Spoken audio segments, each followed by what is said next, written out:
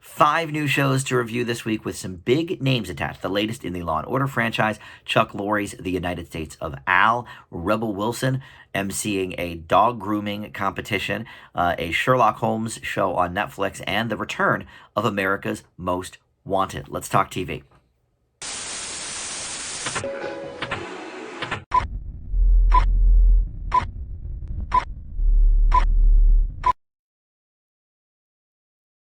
Hey everybody, Dan here. This is Dan Reviews It, and welcome to TV News and Reviews for the week. We've got 5 new shows to review, like I mentioned up top, but also a lot of news, including some things shaping up already for the 2021-2022 TV season. Some of the major networks already greenlighting some projects that we'll talk about. But first, let's get into the renewals and cancellations. Young Sheldon renewed for 3 more years. That's what a lot of the broadcast networks are doing nowadays with shows that are sort of, big hits, surefire. Yes, we know we want this thing around for 3 more years. This Is Us did it, and Big Bang Theory did it. That might have been the first one to do it, actually, but this will take Young Sheldon through season 7, which is also known as the 2023 and 2024 TV season. So we're really shooting off in the background here. I think that's a bold move because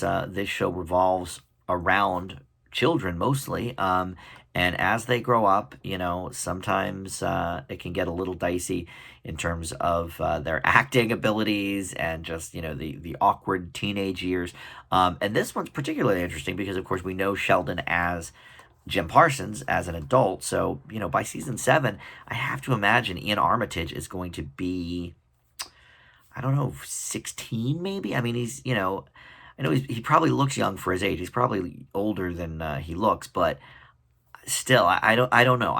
We'll see. I mean, but obviously it's a huge ratings hit for CBS. It averages 9.6 million viewers a week, which, places it in certainly one of the top scripted shows on TV.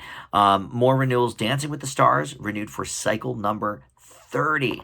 They just started with Tyra Banks this last season, but the ratings are pretty steady. They're down just a little bit overall from 2019's ratings, but they're actually up in the 18 to 34 demo because, I think Tyra Banks still kind of speaks to that younger audience that maybe Tom Bergeron never did. So I think that's kind of interesting. Only Survivor and The Amazing Race have produced more cycles than Dancing with the Stars. And TV seasons go from fall to summer, but sometimes they'll do 2 cycles per season on these shows, especially like Survivor for the longest time was doing 2 every year. So very interesting that will be returning, and that not interesting that it's returning, but interesting that the ratings after Tom Bergeron left are still fairly steady. And then Joanna Gaines' Magnolia Table renewed for seasons 2 and 3. I don't know much about Joanna Gaines. I know, her and her husband Chip, have that Magnolia stuff going on. Right now it's just on Discovery Plus, but Discovery Plus is going to branch out into a bunch of different sort of subsections over the coming year, and the Magnolia Network from Chip and Joanna Gaines is one of them. So right now, Magnolia Table is just on Discovery Plus under the upcoming banner, but seasons 2 and 3 will be on that Magnolia portion of Discovery Plus. And then a couple shows ending. Bless the Hearts on Fox. I gave this one 2 tries. I reviewed it first for the TV News and Reviews, and then about 6 months later, I was like, all right, I'm going to give this another shot. I really like everybody involved. It's Kristen Wiig, Ike Barinholtz. I mean, I like a lot of these people, and it just didn't do it for me. It really didn't. So season 2 is currently airing. That will wrap in May, and there will be no season 3 for Bless the Hearts. And then American Gods is done at Starz. I thought that was interesting because I feel like people talk about that show a lot. I've never seen it, but I know, I thought anyway, that it was fairly popular. But season 3 wrapped already. That's finished. So there will be no more seasons, but Starz did mention that a possible movie or mini series could be in the works to properly wrap the series up. All right, so moving into just some odds and ends. I don't usually talk about the deceased, but we did, last week Jessica Walter had passed and George Siegel. This week, somebody that I thought was long dead because she starred on a 50s sitcom. But Alice Mitchell was the character. Gloria Henry played her on Dennis the Menace, and she died this week at age 98. And I only mentioned it because I went through Dennis the Menace. On DVD maybe like 3 or 4 years ago. I had seen sort of random episodes on Nick at Night or whatever when I was a kid, but it's really funny. I mean, it still holds up very, very well. And, she was pretty classic sitcom mom of the 50s. Nothing really too much to write home about with her, but she kept the family going, and I just really liked that show, so I wanted to throw that in there. The Friends reunion is finally ready to tape. It is taping this week. Maybe it already taped. Because I read this, I think, Monday.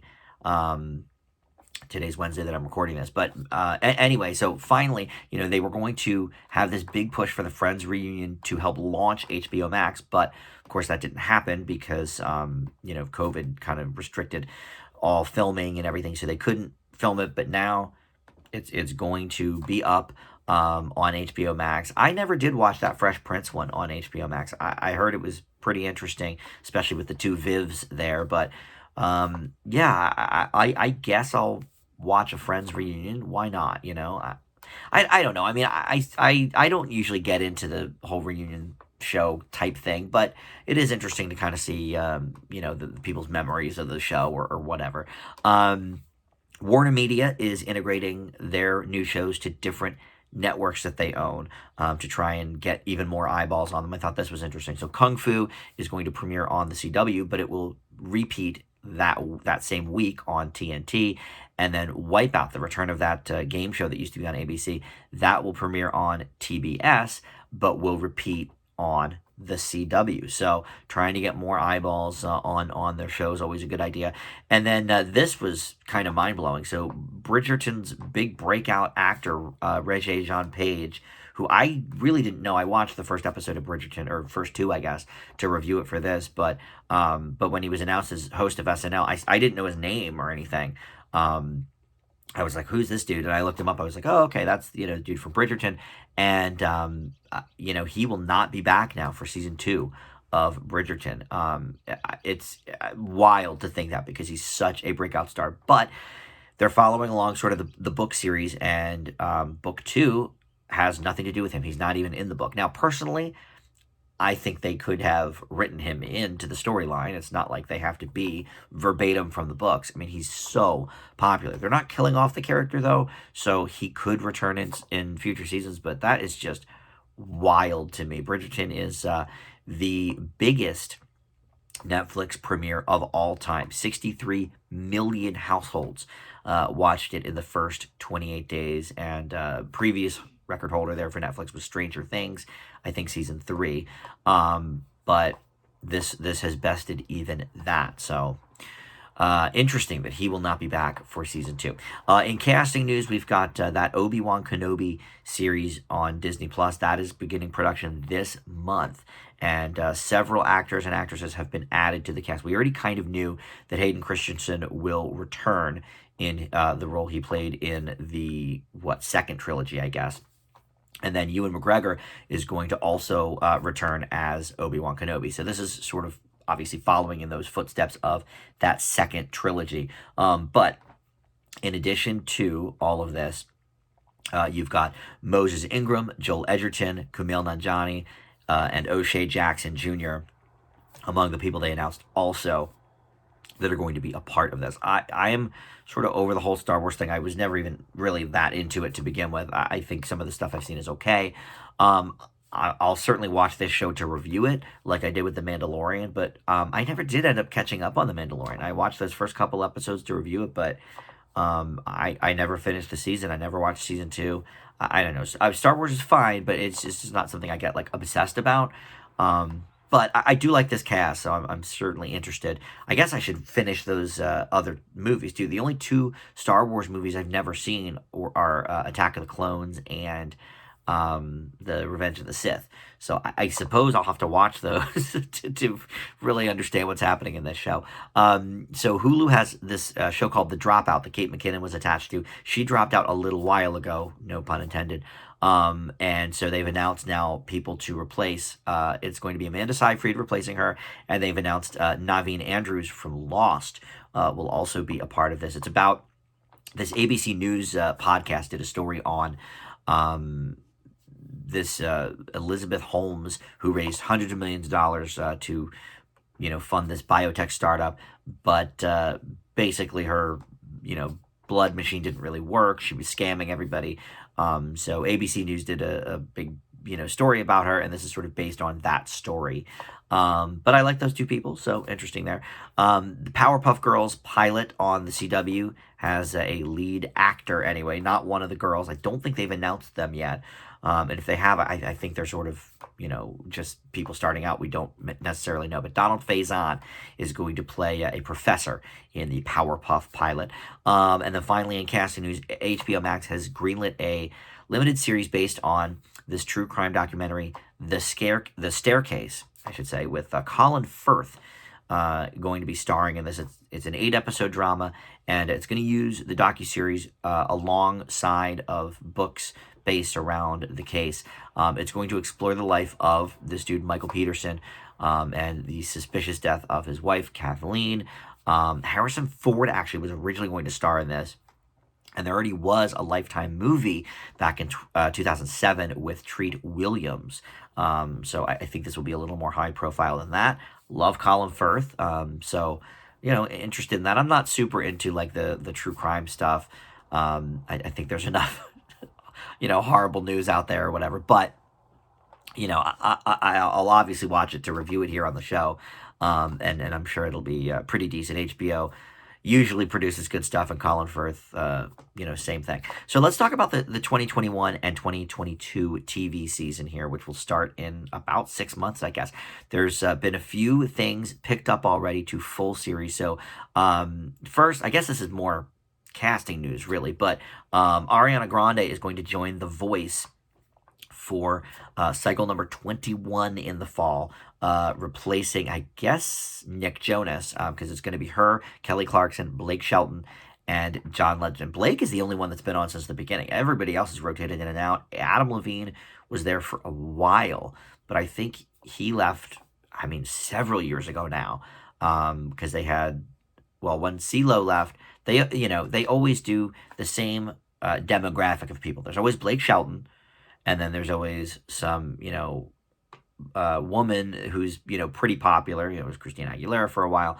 And then they have a black dude, John Legend, CeeLo, Pharrell, whatever. And then usually there's another girl, and she can be any race, because for a while they had Alicia Keys on. But Ariana Grande is going to be the one this time. And I didn't realize this, but not last year, in 2019, Ariana Grande became the first artist since the Beatles in 1964, so close to 60 years, to hold the top 3 spots on Billboard's Hot 100. 7 Rings, Break Up With Your Girlfriend, and Thank You Next. So very, very interesting. And her first 5 studio albums all went platinum. This is a superstar. I haven't watched The Voice really since probably season 2. But I don't know. I might check this out, because I don't think we've ever had anybody on the show that's literally just at the top of their game doing this show. I love Christina Aguilera, I love Kelly Clarkson, but Adam Levine, certainly Maroon 5 was very popular when the show was on, but Ariana Grande is one of the biggest. It would be like Lady Gaga doing it. It's just wild. So that's pretty cool. CBS has picked up a single camera comedy called Ghosts, and that's going to be a 13-episode first season, starring iZombie's Rose McIver. Not familiar with her, but I know of the show iZombie. The pilot actually was scheduled last year, but was one of the ones that they couldn't produce because of COVID. This is based on the British series, also called Ghosts, and it revolves around a struggling young couple whose dreams come true when they inherit this beautiful country home, but it is inhabited by many of its deceased previous residents. And that will join CSI Vegas as the other show that they've already announced brand new for the fall season. And that I talked about a month ago. William Peterson and Georgia Fox are returning to that. It's a straight up CSI reboot is what that is. NBC is picking up Ordinary Joe, which is a drama starring James Wolk. Now, this is interesting because it was originally in development 15 years ago at ABC. Never made it to air. I don't even know if they made a pilot of it back then, but it explores the three parallel lives of the show's main character after he makes a pivotal choice at a crossroads in his life. So basically, it's sort of like sliding doors. We'll ask the question of how life might look different if your decision is differently, based on or love, rather, loyalty or passion. So I think it's an interesting concept, and I like James Wolk. I first noticed him in that Robin Williams sitcom they did, The Crazy Ones, back a few years ago. And then Fox has picked up a new drama called Our Kind of People from the creators of Star and Empire, Lee Daniels and Karen Gist. It's going to be set in Martha's Vineyard, where wealthy black families have come to vacation for over 50 years, and will center specifically on a single mother and hair care entrepreneur who wants to reclaim her family name, only to discover a hidden secret that threatens to turn her world upside down. So another sort of soap revolving around the African-American rich community, much like Empire and Star. And then this joins the other new series on Fox, which is a domino competition, sort of in the Lego Masters chain. It's called Domino Masters, and Modern Family's Eric Stone Street will be the host of that. In terms of this week in reboots, we just have the one. Head of the Class is coming back. This was a show that was on when I was in middle school. Big hit on ABC back in the day, but didn't last very long in syndication, and I don't know if it's available anywhere to stream. It might be on HBO Max because it would be owned by Warner Brothers, but and actually the new one is coming to HBO Max, so maybe if it's not there now, it will be by the time this airs. But it's coming from Bill Lawrence, who did Scrubs and Cougar Town. He's got pretty good pedigree, and this is interesting because it's a multi-camera comedy, much like the original. HBO Max doesn't have any of those in terms of their new programming, so that will be interesting. And Isabella Gomez is going to be the star of that from the One Day at a Time remake, and she is the new fresh teacher hoping to sculpt young minds in the new version. So I have the first two seasons of Head of the Class on DVD that were just released a couple of years ago. I really liked that show back in the day, so I'm all down for a reboot of that. All right, speaking of reboots and returns, let's get into the reviews for the week, and we're going to talk first about Law and Order Organized Crime. Now, I actually was going to watch this live and watch the first 3 minutes, but then I saw Mariska Hargitay, and I'm like, wait a second, is this part of a bigger episode thing? So it turns out, yes, the pilot of Organized Crime is the second part of a two-part Law and Order night. So you had to watch the first episode, which was episode 9, season 22 now of Special Victims Unit. So luckily, Hulu has all of that. They have all 22 seasons of SVU. So I went back and watched that episode first so I could watch this one. So this review is just really going to be based on the pilot of this show. It's going to have nothing to do with SVU, but for story purposes, so I got a full case of what or a full picture of what the case was about or whatever. I did go back and watch it. So anyway, the basic premise of this is the return of Elliot Stabler, the character made famous by Christopher Maloney, I don't know, 15 years ago or whatever on SVU. And so in this version of the story, his family has been attacked, his wife specifically, and she passes away, and so Stabler decides to join this organized crime task force, taking down the mob, and they're trying to take down one of the biggest crime syndicates in the world. Dylan McDermott was announced about a month ago as the co-star of this, so he appears in this as well. And this first episode is sort of just establishing everything, but in the SVU episode, they did talk about how Hargitay's character, look, I'm not much of a Law and Order fan, but I'm sure I've heard the name of her character. Hold on. Um, I really don't know. All right, well, whatever. It doesn't matter. But you know who I mean, the Hargitay character. I've watched about maybe 15 episodes from all the different Law and Order series. Like, it's not something I gravitate towards, but they're all kind of the same. So, like, I get it. I would say I've seen the most SVU than anything else. I've probably seen 8 or 9 episodes of SVU, and then the other, 6 or 7 are just random ones, either Criminal Intent or the original Law and Order or whatever. But what I find interesting about this, well, first of all, Maloney just knocks it out of the park. He gets right back into that Stabler character that everyone loves so much, and his sort of back and forth with Hargitay's character. They have not missed a beat, and that's great. And I loved hearing sort of the backstory, even though I don't really follow these characters. I liked hearing the backstory of where he was for the last 10 years, and what he was up to, and them not talking and all this stuff. And so he's acting, like a little bit shady, and Hargitay appears in the premiere of Organized Crime, because it is that crossover. So, we see that kind of expanded on here.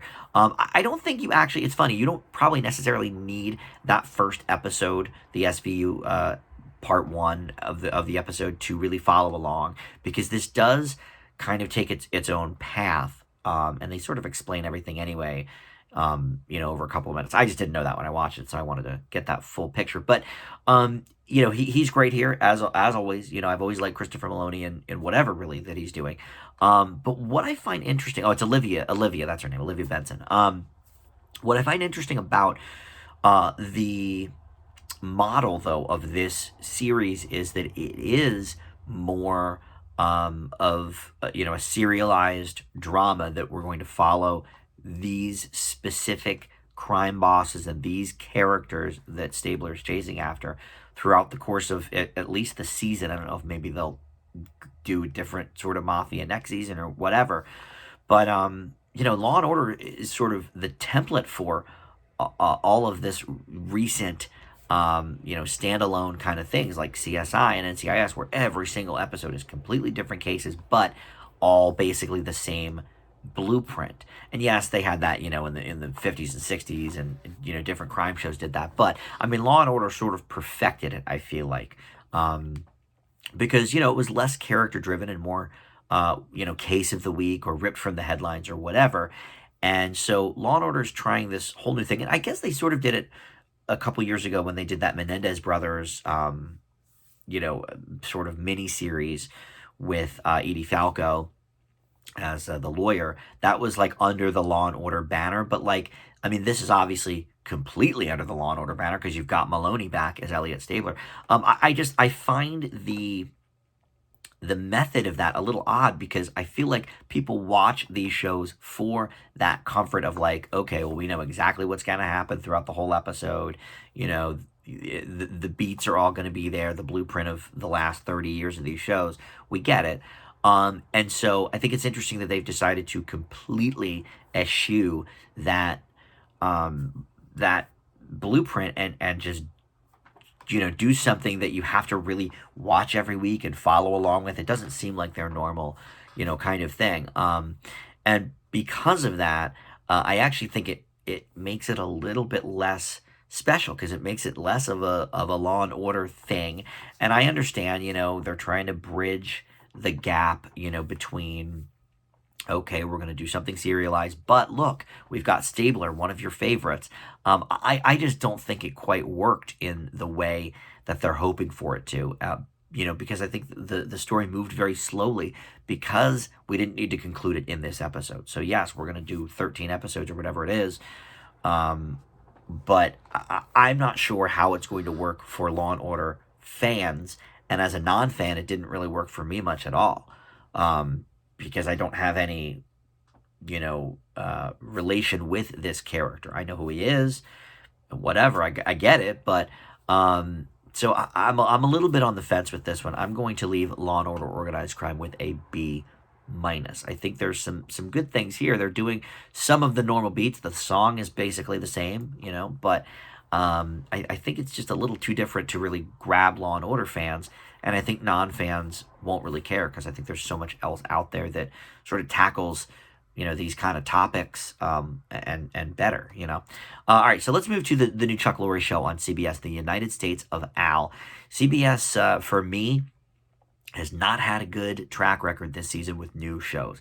Equalizer and Clarice, I both gave, I think, a C minus to, and probably Equalizer deserves even lower than that. Maybe I was being generous. And then Be Positive, I gave a pretty average grade. I don't remember exactly what it was, but it was in that like C plus range. So we'll see how this one does. So the basic premise of the series is we have Riley, who is played by Parker Young. He's a Marine combat vet who's trying to readjust to his life as a civilian in Ohio. And then Al, his interpreter from Afghanistan, he basically helped Riley out while he was serving in the Marines. So he is moving to the States to specifically hang out with Riley and meet his family and all of this. Riley going through a sort of contentious divorce with his wife Vanessa, and we also have Dean Norris here from Breaking Bad and so many other things as Riley's dad. This show actually is, I think, the best new offering CBS has given us this season. I don't think it's great. I don't think it's, amazing. It's not breaking a lot of new ground. But, in that Chuck Lorre tradition, it's got a very simple premise and, characters that you pretty much know right away because, they're sort of laid out there for you very generically. And the question is, as the series goes on, do we fall for these characters? Big Bang Theory, I did. But then, of course, about 4 seasons in, I was like, all right, well, every episode's the same as this stupid show. So I gave up on it. 2.5 Men, same thing. I loved 2.5 Men when it first came on. About 2-3 seasons in, I was like, all right, I get it. Alan's a loser. Charlie Sheen's, a playboy, whatever. So it depends on where it goes from here. But I actually really like the pilot. I think, I don't know this dude, Adhir Kailan. He was on Rules of Engagement, but I did not watch that show. So I'm pretty much unfamiliar with the dude playing Al, but I thought he was pretty funny here. I do think this show sort of veers on the side of like, is this at all PC in 2021? A lot of the jokes are, very like, okay, that might be a little bit insensitive to, Middle Eastern Americans. I don't know. Not being one, it's hard to say. I know there was some controversy surrounding this show, but the controversy happened before the show even aired, so nobody even saw it, which always pisses me off. It automatically makes me want to think like, okay, well, you obviously don't know what you're talking about. You haven't even seen the show. So I don't really take much stock in controversies before the fact. So not being of that descent, I can't say like I didn't find it offensive, to me personally, but I can see, Chuck Lorre is not known for his highbrow humor. So it could be problematic. I don't know, but I did think some of it was funny, and I'm glad to see Dean Norris doing something other than, cop or mob boss or whatever. He's just a dad. He's just an Ohio father, nice guy, loves his kids, whatever. And that's a new role for him, and I thought he was okay. And I think some of the jokes are very generic, as always with Chuck Lorre. But yeah, like I think the show will live or die by how it progresses from here and how we get to know these characters. So for now, I'm going to leave United States of Al with a B minus. All right, let's move on to this competition show on ABC. It's called Pooch Perfect, and it is Rebel Wilson hosted.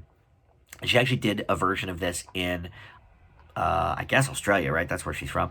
And so, obviously, the, title is based on Pitch Perfect, which is the movie that really made her famous. But essentially, it's a dog grooming competition. And she,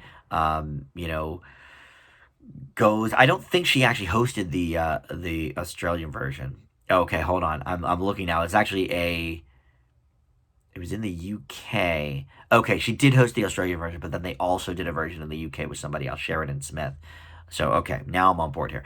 I thought this was a very, very bizarre show. Now, this one actually has had some real controversy because people are like, well, you're sort of abusing these little dogs, making them, sit there for 4 hours while you dress them up as a different animal or whatever. All right, well, dog groomers around the world sort of came to the rescue of that and said, look, this is what dog grooming is all about. The dogs don't care. They like it. They, don't mind, sitting still and being all gussied up or whatever. I don't know. I'm not a dog person. I'm a cat person. So for me, I don't know. But it didn't look like these dogs were having a miserable time. So whatever. But what is so off about this show is, first of all, they had two challenges in the first episode, so we were sort of rushing things right there as we're getting to know the competitors. So first they had this heart dog challenge where you take a pooch and design him after the dog you grew up with or whatever that was your heart dog. I never heard that term. And then they had to make another dog into a different animal, and they chose the animal. So okay, well, I made this dog to look like an elephant, whatever.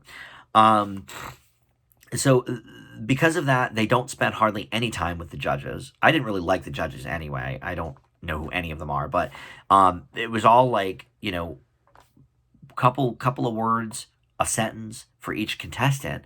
And it's like, I don't know. The most recent competition show I saw was Lego Masters, and I thought that was really well done because the judges really sort of gave positive feedback, negative feedback, whatever. They critiqued it. But it was like they spent all this work and we didn't get to hear the judges say like two words about it.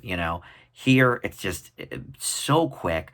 Lot of dog puns, which we can expect, I guess, but I didn't really care for that. So Rebel Wilson is a good host. She's fine. And I didn't know this about her, but her family roots are in dog grooming for apparently like 3 or 4 generations back. In Rebel Wilson's family, they're all like dog groomers. So she knows what she's talking about. She knows the stuff. And I think because of that, she's a very competent host for this show because she understands, what it means and everything. But I just thought it was put together not very well. I thought they didn't spend any time with the judges. And to me, I'm not really interested in this anyway. So I'm looking at it from more of a pragmatic perspective of like, okay, what does it do well? I think Rebel Wilson's a great host. I think that's the best thing it has going for it. And I guess, the things they made from the dogs were interesting and, kind of cool to look at. But then when we only see 3 seconds of feedback about it, it's hard to attach yourself to who you think should win because you don't even get to spend much time with it. So I didn't really care for this overall. But if you're into this kind of thing, maybe you'll get more enjoyment out of it than I did. I leave Pooch Perfect with a C. Let's go over to Netflix and talk about The Irregulars. Now, this is the Sherlock Holmes show I was referring to at the top here.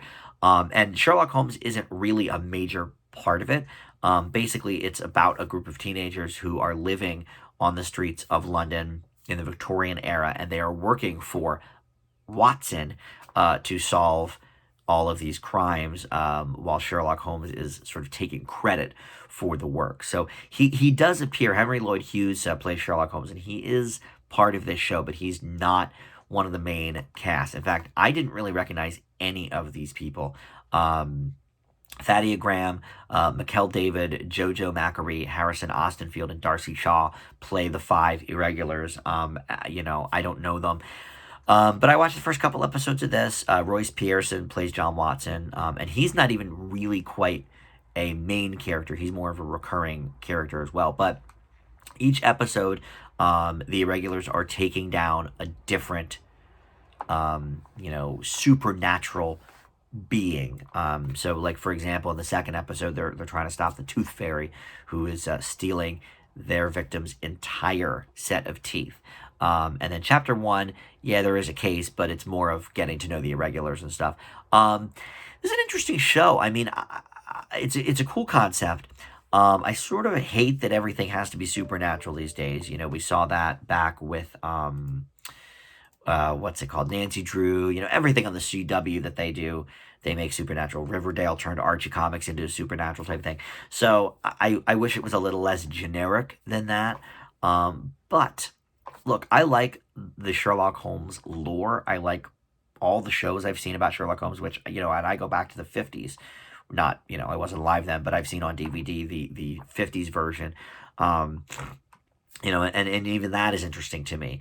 And of course, the original short story. So I just love the character of Sherlock Holmes. So he's not, of course, in this mainly, but I think it's interesting that it's sort of surrounding him and that era of things, and this group of ragtag misfits that are going out and solving these crimes. It's something we've seen before, but I think each character at this point in time is a little bit sort of one note. They each have the thing about them, that's like, okay, this is what defines them. But I sense that as the show goes on and we learn more about these characters, I really do think, they're going to be a little more fleshed out, and I kind of liked the camaraderie between them. For five people I am not familiar with, I thought they had a good rapport.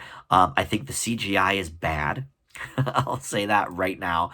I feel like Netflix spends so much money on their shows that they could have had some more interesting CGI elements to the supernatural stuff. But I think there's a lot of things in the mix here. If it comes together by the end of the 10 episodes, then that's great. But I think they do need to focus as much on developing the characters as they do the, villain of the week sort of thing. The crime that they're facing off against. It's funny. I felt the, sort of exact opposite, I guess, with the new Law and Order show, where that's sort of a through line, where here I want to see more characterization. But I think that's what's going to make this pop and make it not just be another, supernatural show, but actually give us a reason to care about these characters. Because we already care about Sherlock and Watson and stuff, but they're not really in it. It's not about them. So I think this is an interesting show. I think it does have some potential. I think it's good for young adults as well. I think, the teenage set will kind of like this, especially while we're waiting maybe for Stranger Things to come back or what have you. I think this could sort of fill some of that void. So I'm going to leave the Irregulars with a B. Finally, let's go over to Fox for America's Most Wanted. This is a show I grew up with. It premiered back in 1988 and ran for, I don't know, 15 or something years on Fox, maybe even longer. And then it ran for a season on, I think it was Lifetime, maybe. Makes sense because Lifetime does all of those, true crime and husband killed his wife kind of things. So it makes sense. I think it was Lifetime. But anyway, Fox even canceled it in the mid-90s, and there was all of this, uproar about it. No, you got to bring the show back. It does so much good for the community. They've caught over 1,000 criminals on this show over the years. And what's really interesting is they are embracing their history, and they're still counting up from that beginning. In the beginning of this first episode, it said 1,186 caught so far. And then the following week, there was one more to the total. So I guess from that first episode, they caught somebody. So instead of John Walsh, who hosted it the entire run, and I guess co-created it, because he had lost his son, so it was sort of the catharsis for him to create it. But Elizabeth Vargas is the host of the new one. And it's got a similar look and feel. Back in the old days, John Walsh was sort of sitting on a desk, at the FBI headquarters and da-da-da-da. And I've actually been to the Crime and Punishment Museum in D.C., where they had, when I was there, the show was still in production, and so they had the set that they filmed it on. So I thought that was kind of cool to see as a TV fan. I like that. But Elizabeth Vargas sort of doing the same thing. She's standing the whole time, not sitting on a desk. But you could see in the background, people taking phone calls and, writing things down and looking at their computer and whatever. I'm sure they're not doing anything real, but, kind of busy work. But so it brought back that classic background, but what it's updated is all of the new technology that we have now. So, for example,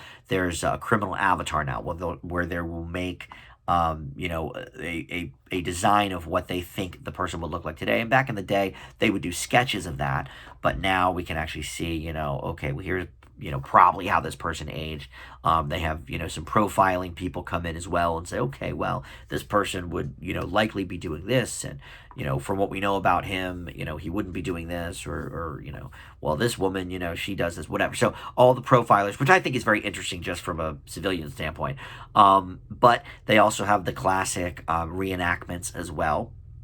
And I remember back in the day, that was a big deal because people would keep calling the crime line because they saw the actor from the reenactment, but they thought it was the real person.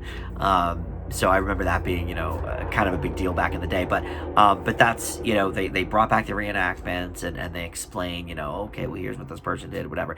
And really, it was only, I think, 3 cases in that first episode. And that's an hour long. It started back in the day as a half-hour show, went to an hour in the 90s at some point, and then I think went back to a half hour a little bit later. But remember, Fox had that big crime Saturday lineup. They would do back-to-back episodes of Cops at 8 and 8:30, and then 9 to 10 was America's Most Wanted. It started on Sundays, but for a while in the 90s, that was the big Saturday night deal. But look, Elizabeth Vargas is a very fine host. She's done a lot of crime stuff for ABC, or I think it was ABC in 2020 she was on. But I like her. Obviously, she's very serious here. You have to be. These are serious crimes. But look, I think this thing does add some things to the mix. I'm kind of glad it's back because I'm not going to watch it. I haven't watched it regularly since I was probably a kid. But those first few years, that Sunday night lineup on Fox was like great. It was like America's Most Wanted, Married with Children, Tracy Ullman, Gary Shandling show. That was when I was growing up, and so I watched America's Most Wanted every week, but not so much now, and I'll probably not watch it past this first episode. But I think it's good for the community. I think it's great to try and catch criminals, get everybody sort of involved in policing, especially with police having such kind of a bad rep right now. I think a show like this is kind of important. It is annoying that they keep calling it AMW instead of America's Most Wanted. I get it. Everything's got to be shortened now. Everything's got to be initials. But AMW. I don't know. It made me think of root beer. It made me think they were saying A and W. But whatever. So I think it's a fine reboot. I give America's Most Wanted a B. Nothing really, reinventing the wheel, but I do like some of the nice touches that they've put on it to incorporate the new technology that certainly didn't exist back in the late 80s. So, all right, that's going to wrap it. I'm really glad that these shows have been sort of under about 45 minutes. When I was doing those hour ones, I know it was a slog probably to get through sometimes. So I appreciate you guys always watching my TV news and reviews. I have a pretty good fan base for them. And I always appreciate it. So thank you so much for watching. We'll be back next week. I know we're going to have that new Katie Seagal show, Rebel, speaking of Married with Children. It's where she got her start. Rebel premieres on ABC this week, so we'll have that. And as well, the new ABC sitcom, Home Economics. And I'm sure some other shows will be popping up as well. But thanks so much for watching. We'll see you back here next time. Bye.